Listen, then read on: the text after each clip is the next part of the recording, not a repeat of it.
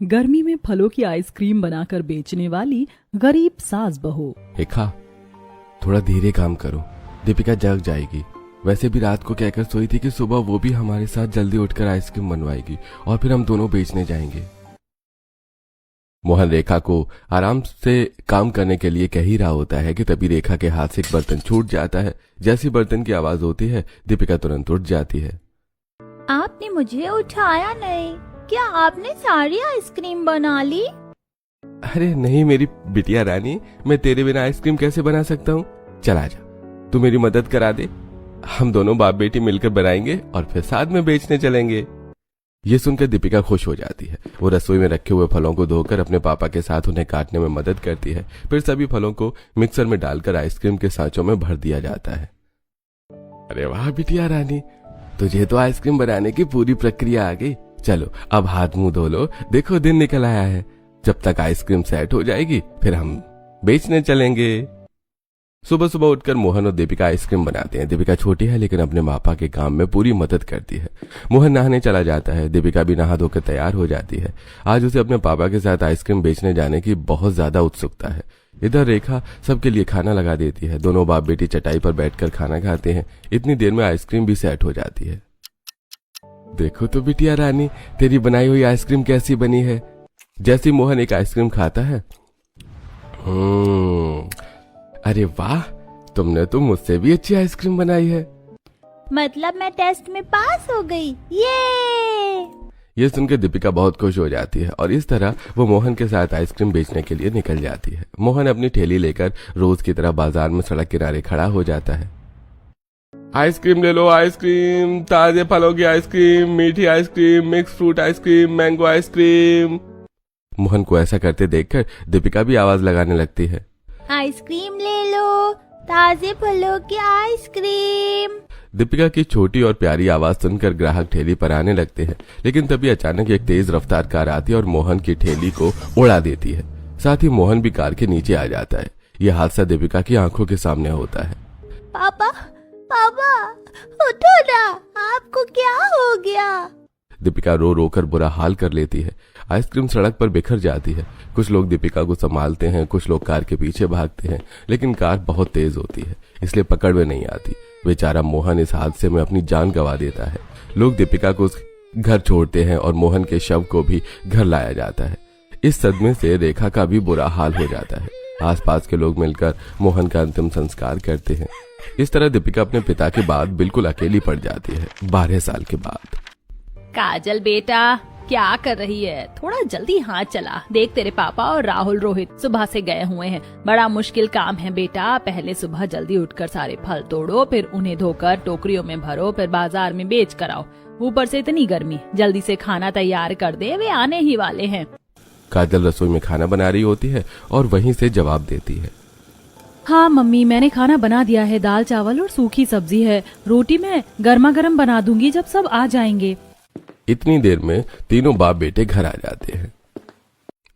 अरे भाई, आज तो उम्मीद से ज्यादा अच्छे दाम में हमारे फल बिक गए। पापा, इस बार मेहनत भी तो बहुत की थी। मैंने सारे पेड़ों में फव्वारा टेक्निक से पानी दिया था। देखो सारे फल कितने फ्रेश थे, एक भी खराब नहीं था। रोहित की बात सुनकर राहुल हंसते हुए, अरे भाई, तुमने तो पानी की मार से सारे कीड़ों को ही खत्म कर दिया। ये सुनकर सब हंसने लगते हैं। क्या बात है, आज तो तीनों के चेहरे बहुत खुश नजर आ रहे हैं। लेकिन तुम खाली हाथ क्यों आए हो? बहू ने अंगूर और केले मंगवाए थे। सरला की बात सुनकर, अरे भगवान, कैसे लाते जब कुछ बचा ही नहीं। क्या मतलब पापा जी, कुछ भी नहीं बचा? क्या आज सारे फल बिक गए? और नहीं तो क्या, सुबह हमने जितने भी फल पके तोड़े थे सब बिक गए, वो भी अच्छे दाम में। ये सुनकर काजल और सरला भी खुश हो जाती हैं। उनकी रोजी रोटी का साधन यही फल का बाग है। अरे भाई, बातें बाद में कर लेना, मुझे बहुत भूख लगी है, जल्दी खाना लगा दो। काजल सबके लिए खाना लगाती है। पूरा परिवार एक साथ बैठकर खाना खाता है और इस तरह दिन बीत जाता है। अगली सुबह हर रोज की तरह राजेश अपने दोनों बेटों के साथ बाग में पहुंचता है और पेड़ों से पके फल तोड़ना शुरू करता है। पापा, अगली बार अंगूर, कुछ बेल और लगाना। देखो तो कितनी छोटी छोटी बेल पर कितने अच्छे फल आए हैं। इतनी देर से तोड़ रहा हूँ लेकिन खत्म ही नहीं हो रहे।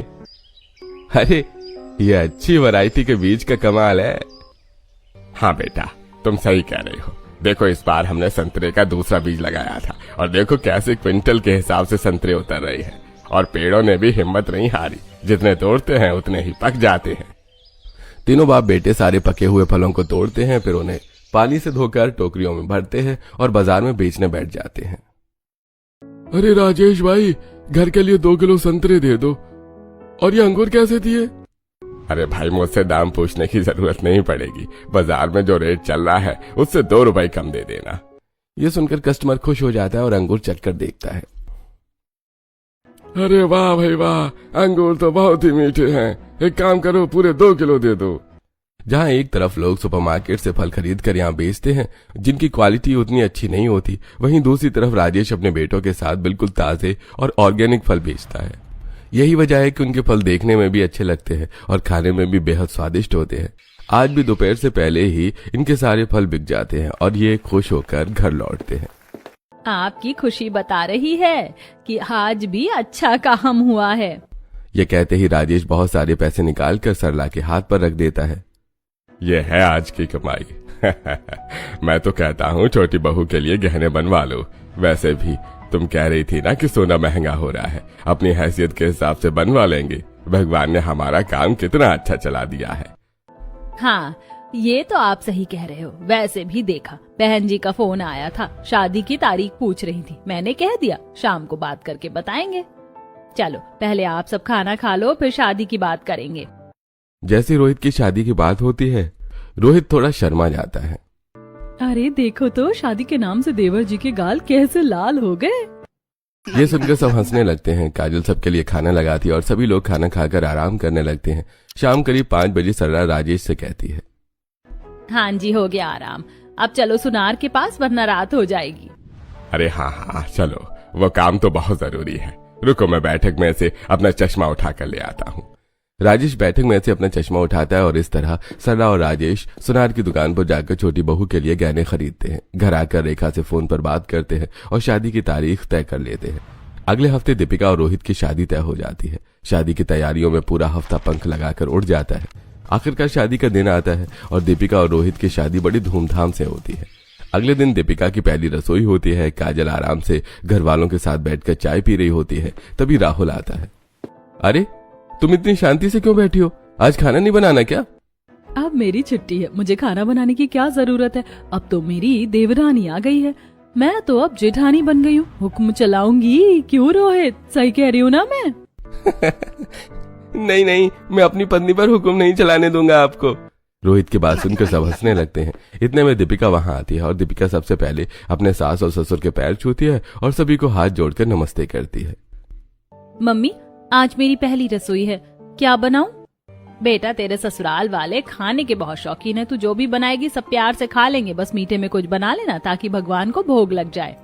ये सुनकर दीपिका रसोई में चली जाती है। वो कड़ी पकौड़ा, चावल, मिक्स वेज और रोटी तो बना लेती है, लेकिन मीठे में क्या बनाए ये समझ नहीं आता। मीठे में खीर बना लेती हूँ, सबको पसंद भी आएगी। जैसे ही दीपिका खीर बनाने के लिए दूध खोजती है तो देखती है कि दूध खत्म हो गया है। अब वो सोच में पड़ जाती है कि मीठे में क्या बनाए। तभी उसकी नजर रसोई में रखे ढेर सारे फलों पर पड़ती है। फलों से तो मैं बहुत कुछ बना सकती हूँ, लेकिन आज मीठा बनाना। इतने सारे फल रखे हुए हैं रसोई में और इस डब्बे में मिल्क पाउडर भी है, तो क्यों ना फ्रूट कस्टर्ड बना लिया जाए। ये सोचकर दीपिका फ्रूट कस्टर्ड की तैयारी करने लगती है। जैसे कि उसके ससुराल वालों का फलों का बाग है, तो उनकी रसोई में हर वैरायटी के फल रखे होते हैं, जैसे अंगूर, संतरा, पपीता, केले, सब। वो इन सभी फलों को छोटे छोटे पीस में काट देती है और उन्हें मिल्क पाउडर के साथ मिक्स कर देती है। फिर थोड़ी देर के लिए उन्हें फ्रीजर में सेट होने के लिए रख देती है। तब तक वो फल और कुछ वेजिटेबल सलाद भी काट लेती है। जैसे वो सारा खाना हॉल में बिछी हुई चटाई पर लगाती है, उतनी ही देर में उसका फ्रूट कस्टर्ड भी बनकर तैयार हो जाता है। सभी लोग खाना खाने बैठते हैं।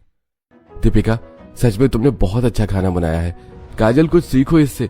देखो कितनी बढ़िया मिक्स वेज बनाई है, मजा आ गया। अच्छा बच्चों, एक दिन में ही मेरे हाथों का स्वाद भूल गए। अरे मैं तो मजाक कर रहा था, लेकिन दीपिका सच में तुमने बहुत अच्छा खाना बनाया है। और इस फ्रूट कस्टर्ड की तो। यह सुनकर रोहित भी बोल पड़ता है, मुझे तो पता ही नहीं था कि हमारी रसोई में जो फल ऐसे ही पड़े रहते हैं उनसे इतना बढ़िया फ्रूट कस्टर्ड बन सकता है। ये तो सच में बहुत मजेदार है। ये तो मेरे खाने की फेवरेट चीजों में ऐड हो गया है। दीपिका, अब गर्मी में तुम इसे रोज बनाना। रोहित की बात सुनकर सब लोग हंसने लगते हैं। इस तरह सब लोग दीपिका के हाथ के बने हुए खाने और स्पेशली फ्रूट कस्टर्ड को एंजॉय करते हैं। पहली रसोई का खाना खाने के बाद राजेश, सरला और राहुल, काजल दीपिका को नेक देते हैं। इसके बाद दोनों बहुएं मिलकर घर का काम समझती हैं। ऐसे कुछ दिन बीत रहे होते हैं। एक दिन घर पर पड़ोसन संगीता आती है। संगीता को देखकर सरला कहती है, अरे आओ संगीता बहन, आज तो बड़ी मुश्किल से दर्शन हुए तुम्हारे। मैं तो तुम्हारे घर गई थी लेकिन तुम घर पर थी ही नहीं। और क्या बताओ बहन, तुम्हें तो पता ही है मेरी बहू प्रेग्नेंट है तो सारा काम उसके भरोसे नहीं छोड़ सकती ना, बस उसकी ही मदद करती रहती हूँ। उसने मुझे बताया था कि तुम आई थी, मैं तब मार्केट गई हुई थी फल लेने। अरे तुम्हें मार्केट में फल लेने जाने की क्या जरूरत पड़ गई जब तुम्हारे पड़ोसियों का ही फलों का बाग है। इतना कहते ही सरला रसोई में जाती और संगीता की प्रेग्नेंट बहू के लिए केले, सेब और संतरे लाकर उसे दे देती है। अरे बहन, इतने सारे एक साथ खराब हो जाएंगे। नहीं होंगे खराब, इनमें हमने कोई दवाई थोड़ी लगाई है। ले जाओ तुम, और बहू के लिए जब भी जरूरत पड़े यहाँ से ले जाना। इस पूरे परिवार का दिल बहुत नेक है। एक तरफ सरला कभी भी अपने घर आए हुए लोगों को खाली हाथ नहीं जाने देती, तो दूसरी तरफ राजेश और उसके बेटे जब फल बेचने जाते हैं तो गरीबों में कुछ फल ऐसे ही दे देते हैं। इसी तरह इनके अच्छे दिन बीत रहे होते हैं। एक शाम राजेश बाग से घर लौटता है और आंगन में बैठा राहुल से कहता है, अरे राहुल, सारे फल पक गए हैं। मुश्किल से कल या परसों हमें सारे फल तोड़कर बाजार में बेचना होगा, वरना ज्यादा पककर खराब हो जाएंगे। हाँ पापा, मैंने भी देखा था, बहुत सारे आम पक गए हैं और केले और संतरे भी। कोई बात नहीं, हम कल या परसों चलेंगे और सारे फल बेच आएंगे। सभी लोग बैठकर बातें कर रहे होते हैं। इतने में दोनों बहुएं खाना बनाकर तैयार कर देते हैं। पूरा परिवार एक साथ बैठकर खाना खाता है और फिर सो जाता है। लेकिन उस रात अचानक मौसम खराब हो जाता है। काले काले बादल गरजने लगते हैं और तेज मूसलाधार बारिश शुरू हो जाती है। अगली सुबह भारी बरसात की वजह से घर के बाहर भी कुछ छोटे बड़े पेड़ गिरे हुए होते हैं। पूरे आंगन में पत्ते बिखर रहे हैं। ये सब देखकर सरला कहती है, हे भगवान, ये बिन मौसम बारिश क्यों हो रही है? ऐसे तो हमारे जैसे किसानों को बहुत नुकसान होगा। अरे सारे फल पककर तैयार खड़े हैं, अगर आज भी बारिश नहीं रुकी तो अनहोनी हो जाएगी। लगातार बारिश होने की वजह से सभी घर वाले परेशान हो जाते हैं, लेकिन बारिश रुकती नहीं है। अगले दिन जब बारिश रुकती है तो राजेश अपने दोनों बेटों के साथ बाग में जाता है, लेकिन वहां का नजारा देखकर उसके पैरों तले जमीन खिसक जाती है। पूरा बाग तहस नहस पड़ा होता है। सारे आम पेड़ों से टूटकर नीचे गिर गए होते हैं। पके हुए आम फट चुके होते हैं और कच्चे आम भी जमीन पर पड़े होते हैं। केले जरूरत से ज्यादा पक चुके होते हैं। बारिश ने पूरी खेती को बर्बाद कर दिया था। ये सब देखकर राजेश का दिल टूट जाता है और वो सिर पकड़कर नीचे बैठ जाता है। अरे भगवान, ये क्या हो गया? मैंने इतनी मेहनत से इस बाग को लगाया था, कर्जा लेकर सब किया था, अब कैसे दूंगा मैं उन लोगों के पैसे? अरे जो रोज मेरे घर मांगने आते हैं। अपने पिता को इस हालत में देखकर दोनों बेटे उन्हें संभालते हैं। पापा, आप घबराइए मत, हम कुछ न कुछ कर लेंगे। देखिए सारे फल खराब नहीं हुए हैं। हाँ पापा, आप यहाँ बैठिए, मैं और भैया अच्छे अच्छे फल निकालते हैं और बाजार में बेचने चलते हैं। दोनों बेटे राजेश को एक तरफ बिठाकर गिरे हुए सारे फलों में से अच्छे और खराब फलों को अलग करते हैं। फिर उन्हें साफ पानी से धोकर गांव की मंडी में बेचने जाते हैं। लेकिन फल बहुत ज्यादा पके हुए होते हैं, इसलिए लोग उन्हें खरीदते नहीं हैं और गांव की मंडी में वैसे भी सीमित जरूरत होती है, इसलिए बहुत सारे फल बच जाते हैं। तीनों बाप बेटे मायूस होकर वो बचे हुए फल वापस घर ले आते हैं। आज तीनों के चेहरों पर परेशानी साफ झलक रही होती है। इतने सारे फल बच गए, अगर इन्हें रात भर रखा तो ये खराब हो जाएंगे। माँ, अब ये तो खराब ही होंगे, कर भी क्या सकते हैं? बारिश की वजह से सारे फल गिर गए, वरना हम एक साथ थोड़ी इतने सारे तोड़ते। सभी लोग बहुत परेशान होते हैं। तभी काजल बोलती है, मैंने खाना बना दिया है, आप लोग खाना खा लो और ज्यादा परेशान मत हो। भगवान जो करते हैं अच्छे के लिए करते हैं, उन्होंने हमारे लिए भी कुछ अच्छा जरूर सोचा होगा। काजल अपने परिवार को समझाकर सबके लिए खाना लगा देती है, लेकिन आज खाना किसी के गले के नीचे नहीं उतरता। आज तो सबको अपने फलों की ही फिक्र होती है। और ऐसे ही एक दो दिन बीत जाते हैं। बरसात के बाद इतनी खतरनाक गर्मी होती है कि धूप में खड़े होकर फल बेचना मुश्किल हो गया है। लेकिन घंटों मार्केट में खड़े रहने के बाद भी राजेश और उसके बेटों के फल कोई नहीं ले रहा था, क्योंकि वो बारिश की वजह से काफी खराब हो गए थे और इतनी गर्मी में सड़ने भी लगे थे। तभी तीनों सारे फल लेकर घर वापस आ जाते हैं और आज भी इनके बहुत कम फल बिके होते हैं। अरे भाई, मैंने 2 दिन से कुछ नहीं खाया है, क्या मुझे कुछ मिलेगा? हाँ भाई, खा ले, तुझे जो पसंद हो खा लो। राजेश उस भूखे आदमी को फ्री में फल दे देता है। थोड़ी देर में रात हो जाती है और सब लोग घर आ जाते हैं। आज भी इनके बहुत कम फल बिके होते हैं। सब लोग आपस में बैठकर बातें कर रहे होते हैं कि आखिर इतने सारे फलों का क्या करें। पापा, क्यों ना हम इन सारे फलों को थोक में एक साथ सुपरमार्केट में बेच कर आए। अरे वहां पर ले जाने के लिए हमें अलग से किराए पर गाड़ी करनी होगी, रास्ता भी इतना खराब हो रहा है। पर पापा ऐसे भी तो ये सारे फल सड़ जाएंगे ना। बेटा सोच, अगर हम इतनी महंगी किराए की गाड़ी करके बाजार में फल बेचने चले भी जाते हैं और अगर किसी ने वहां हमारे फलों का सही दाम नहीं लगाया तो हम बिना मौत मारे जाएंगे। राहुल का आइडिया राजेश को पसंद नहीं आता। तभी सोच विचार करने के बाद दीपिका कहती है, अगर आप लोग इजाजत दे तो मेरे पास एक आइडिया है जिससे हमारे फल खराब होने से भी बच जाएंगे और हमें इनकी अच्छी खासी कीमत भी मिल जाएगी। दीपिका क्या कहना चाहती हो तुम? सीधा सीधा बताओ, आखिर ऐसा कौन सा तरीका है? देखो ना, बारिश के बाद कितनी गर्मी हो रही है। ऐसे मौसम में अगर हम फलों से आइसक्रीम बनाकर बेचेंगे तो हमारी आइसक्रीम खूब बिकेगी और हमारे फल भी इस्तेमाल हो जाएंगे। बेटा ये तरीके किताबों या फिर टीवी में ही अच्छे लगते हैं, असली जिंदगी में इनकी कोई अहमियत नहीं होती। और फिर आइसक्रीम बनाने का सामान कहाँ से लाएंगे? उस पर भी पैसे लगा देंगे तो जो 4 दिन का राशन है ना वो भी चला जाएगा और हमें भूखा ही सोना पड़ेगा। घर के बड़े लोग दीपिका के आइडिया को बेकार मानकर रिजेक्ट कर देते हैं, लेकिन दीपिका को अपने काम पर भरोसा था, इसलिए वो रसोई में जाती है और घर पर मौजूद कुछ सामान से ही सभी फलों की आइसक्रीम जमा देती है। अगली सुबह जब वो देखती है तो उसकी आइसक्रीम बहुत अच्छे से सेट हो गई थी। वो सभी घर वालों को एक एक आइसक्रीम टेस्ट करने के लिए देती है। सबको आइसक्रीम बहुत पसंद आती है। अरे हाँ, आइसक्रीम बनी तो सही है, तुमने ये आइसक्रीम बनानी कहाँ से सीखी? ये सवाल सुनकर दीपिका अचानक सच में डूब जाती है। पापा इतने सारे फलों का आप क्या करोगे? बेटा गर्मी आ गई है, आजकल लोग फलों से ज्यादा आइसक्रीम खाना पसंद करते हैं। अगर हम सारे फलों को काट कर उन्हें गाढ़े दूध में मिला दें, उसमें थोड़ी सी चीनी डालकर फ्रिज में जमा दें तो इससे फलों की आइसक्रीम बन जाती है। इसको बनाने में लागत अगर 30 रुपए की आती है तो ये आइसक्रीम 60 रुपए और 70 रुपए की आराम से बिक जाती है।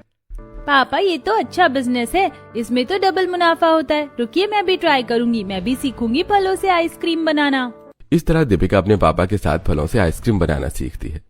मेरे पापा का फलों से आइसक्रीम बनाने का बिजनेस था, मैंने उनसे ही ये काम सीखा है और एक दिन अचानक रोड एक्सीडेंट में मेरे पापा की डेथ हो गई थी। दीपिका की बात सुनकर सब लोग इमोशनल हो जाते हैं और उसे शांत कराते हैं। चलो नाश से सत्यानाश सही, जहाँ इतना नुकसान उठाया है एक बार ये भी ट्राई करके देख लेते हैं।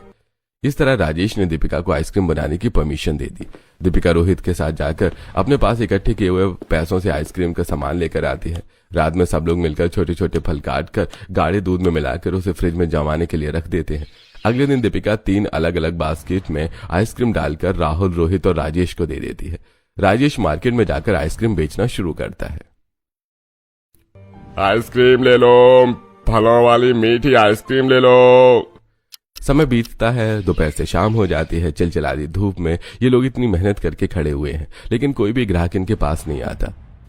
तीनों बाप बेटे शाम को मुंह लटकाकर घर लौट आते हैं। घर आते ही राजेश हॉल में बैठी सरला से कहता है, मैंने तो पहले ही कहा था ये शहर वाला आइडिया काम नहीं करेगा, लेकिन सबको अपनी अपनी चलानी होती है। ये लो तुम्हारी आइसक्रीम, एक भी नहीं बिकी।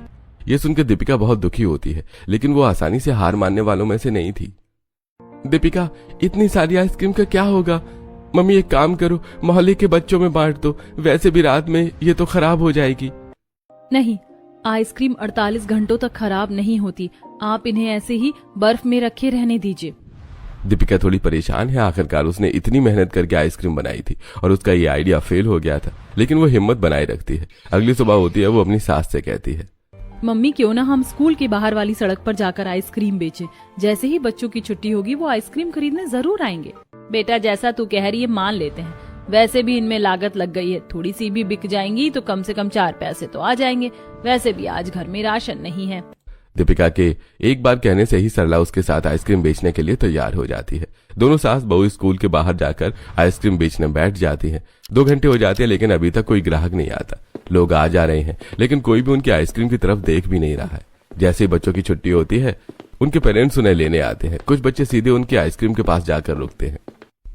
दादी मुझे आइसक्रीम देना मैंगो फ्लेवर में। चाची मुझे भी दो, मुझे ऑरेंज फ्लेवर में चाहिए। हाँ बेटा क्यों नहीं, तुम लोग लाइन लगा लो, मैं तुम्हें आइसक्रीम देती हूँ। दीपिका और सरला के पास बच्चों की भीड़ लग जाती है। दोनों एक एक करके सभी बच्चों को आइसक्रीम देती हैं। बच्चे अपने पेरेंट्स के पास जाकर आइसक्रीम खाने लगते हैं।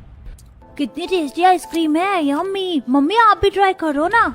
जैसे ही पेरेंट्स बच्चों की आइसक्रीम का एक बाइट टेस्ट करते हैं, उन्हें भी आइसक्रीम बहुत अच्छी लगती है और वो दीपिका और सरला के पास आइसक्रीम लेने आ जाते हैं। बहन जी, आपकी आइसक्रीम तो सच में बहुत अच्छी और फ्लेवरफुल है, मुझे भी दे दीजिए। ग्राहकों को आइसक्रीम देते देते अब पेरेंट्स की भी लाइन लग जाती है। आप लोगों की आइसक्रीम में बहुत अच्छा फ्लेवर आ रहा है, लगता है ये आपने ऑर्गेनिक फ्रूट से बनाई है। हाँ बहन जी, हमारा खुद का बाग है। वाह, तभी तो आपकी आइसक्रीम का टेस्ट इतना यूनिक है, वरना मार्केट में फ्रेश फ्रूट के नाम पर बस शुगर बेची जा रही है। आप मुझे 2 और दे दीजिए। थोड़ी ही देर में दीपिका और सरला की सारी आइसक्रीम बिक जाती है। दोनों खुशी खुशी घर आती हैं। इनके मुस्कुराते हुए चेहरे को देखकर घर वाले अंदाजा लगा लेते हैं। अरे क्या सच में तुम दोनों की सारी आइसक्रीम बिक गई? और नहीं तो क्या, आज की सारी आइसक्रीम बिक गई और एडवांस ऑर्डर भी आ गया है। वाह मम्मी, ये तो कमाल हो गया सच में। तभी रोहित दीपिका और सरला के पैसे गिनता है। पापा, पूरे 10,000 रुपए हैं। और आइसक्रीम बनाने में मुश्किल से 2,000 का सामान लगा था, फल तो हमारे घर के ही थे। आज की कमाई से सब लोग बहुत खुश हो जाते हैं और अब घर वालों को एक नई हिम्मत मिलती है। सब लोग अपना अपना काम निपटाते हैं और रात को फ्रूट आइसक्रीम बनाने बैठ जाते हैं। सारे लोग मिलकर फलों को धोकर काटते हैं। वहीं दीपिका आइसक्रीम जमाना शुरू कर देती है और उन्हें फ्रीजर में सेट होने के लिए रख देती है। अगली सुबह होती है, दीपिका और सरला जल्दी जल्दी काम खत्म करके स्कूल के पास आइसक्रीम बेचने पहुंच जाती है। वहीं राजेश, राहुल और रोहित दूसरी जगह पर आइसक्रीम बेचने जाते हैं। कल की तरह आज भी इनके पास बहुत भीड़ आती है। ग्राहक इनके आइसक्रीम की खूब तारीफ करते हैं और देखते ही देखते सारी आइसक्रीम 2 घंटे में ही बिक जाती है। सब लोग घर आते हैं और इतनी सारी कमाई को देखकर खुश होते हैं। सबके लिए खाना लगा देती हूँ। सब लोग खाना खाते हैं, उसके बाद हॉल में बैठकर बातें करने लगते हैं। पापा, ऐसा लग रहा है जैसे गांव में किसी ने पहले फलों वाली आइसक्रीम खाई ही ना हो। एग्जैक्टली भैया, ये सबके लिए नया है। सब बड़े चाव से खा रहे हैं और अपने घर पर भी ले जा रहे हैं। मैं तो ये सोच रहा था कि हमने इतनी कम आइसक्रीम क्यों बनाई। रोहित की बात सुनकर सब लोग हंसने लग जाते हैं और अब इन फलों वाली आइसक्रीम का काम बहुत अच्छे से चलने लगता है। एक तरफ जहां ये फलों वाली आइसक्रीम बेच रहे थे, अब दीपिका ने फ्रूट कस्टर्ड बनाकर बेचना भी शुरू कर दिया था। साथ में उन्होंने एक जूसर मशीन भी ले ली है। अब ये ताजे फलों का जूस भी बनाकर बेचते हैं। अब उनके पास ताजे फलों से बनी चीजों की पूरी वैरायटी है, जूस, कस्टर्ड और आइसक्रीम। कुछ दिनों बाद इन्होंने एक ठेला भी खरीद लिया। ऐसे कुछ दिन बीतते हैं। एक दिन राजेश कहता है, राहुल, वो स्कूल के सामने जो खाली दुकान पड़ी है वो बिकाऊ है। मैंने उससे बात की है, अच्छे खासे रेट में दे रहा है। उसे शायद पैसों की जरूरत है। पापा, बहुत अच्छी डील है। आप देखो, ये ऐसी लोकेशन है जहां हमारी आइसक्रीम बहुत अच्छी बिकेगी। आप बिना सेकंड थॉट के वो दुकान खरीद लो।